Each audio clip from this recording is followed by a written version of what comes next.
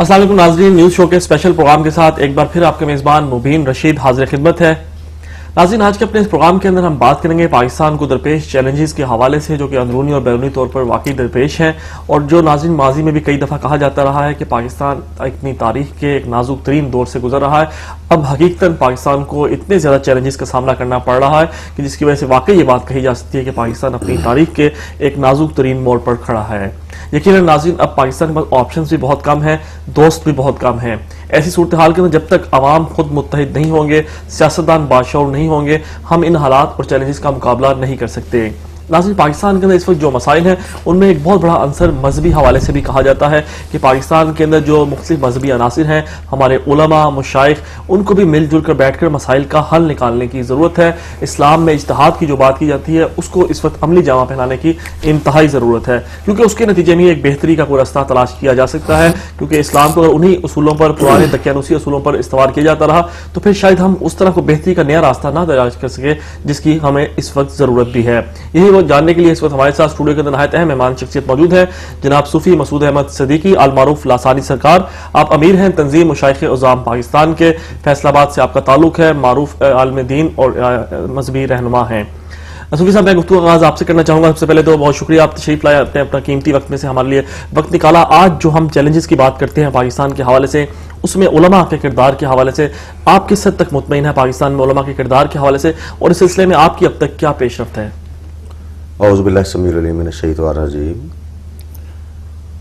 उलमा और मशाइख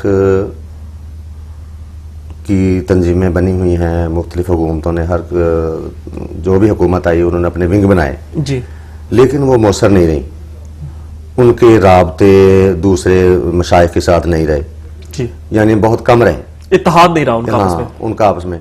और जो वो खुद अपनी जो उनकी तंजीमें थी, अपनी मजहबी तंजीमें थी, उनमें भी वो फिरके हो गए, यानी कि आपस अपनी तंजीम में इत्तेहाद नहीं रहा, साजी नहीं कर सके। हाँ जी, तो वो दूसरे मशाइख को कैसे मिलाते और दूसरे उलमा को कैसे मिलाते या दूसरे मज़ाहब को कैसे अपने साथ मिलाते। ठीक, तो उसमें मैं समझता हूँ कि जब तक मशाइख या उलमा जो हैं वो इस सियासत से थोड़ा सा हटकर नहीं सोचेंगे, सियासत से बालातर होकर नहीं सोचेंगे इस्लाम के लिए, पाकिस्तान के लिए, तो उस वक्त तक ये बेहतरी मेरे ख्याल में नहीं आ सकती, और ना पहले आई है कभी। सही, थोड़ा बहुत फर्क जरूर पड़ा होगा, लेकिन वो उसके वो फवायद हासिल नहीं हो सके जिसके लिए तंजीमें ये बनी थी। सही, इसमें हमारी तंजीम मशाइख इज़ाम पाकिस्तान जो है वो ये अल्लाह की रजा के लिए, इस्लाम के लिए, पाकिस्तान के लिए ये काम कर रही है जी।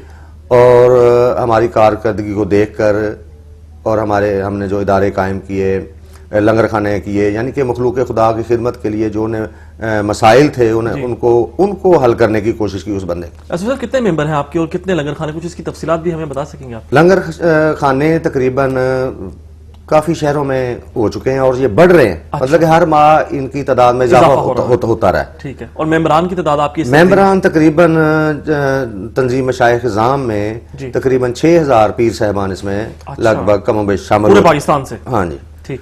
कुछ दूसरे ममालिक से भी हैं। अच्छा, ज्यादातर पाकिस्तान के चारों सूबों से तल्लक है, पंजाब की अक्सरियत है इसमें। अच्छा, तो ये देखें कि ये चंद साल ही में ये इतना बड़ा ये काम हो गया है जी। और उनको हमने ये बताया, पहले तो वो मशाइख पहले मानते ही नहीं थे कि नहीं जी तंजीम बन ही नहीं सकती या कामयाबी नहीं हो सकती जी। लेकिन हम काम करते गए, जब उन्होंने हमारा नेटवर्क देखा, काम देखा जी, तो वो अब तेजी के साथ हर माह इसमें शमूलियत होती जा रही है। यानी बुनियादी तौर पर अवामी फलाह व बहबूद का काम है इस तंजीम का, क्योंकि इस्लाम की असल रूह यही है जी कि अल्लाह रसूल पर ईमान लाने के बाद, ईमान के बाद सबसे बड़ी नेकी जो है, अल्लाह को पसंद जो है, वो मखलूक खुदा की खिदमत करना है, उनके मसले हल करना है, उनकी दुख तकलीफ दूर करना है। बिल्कुल सही। जब इसमें हमारे नफ्स का गलबा आ जाएगा जी, तो जो फवायद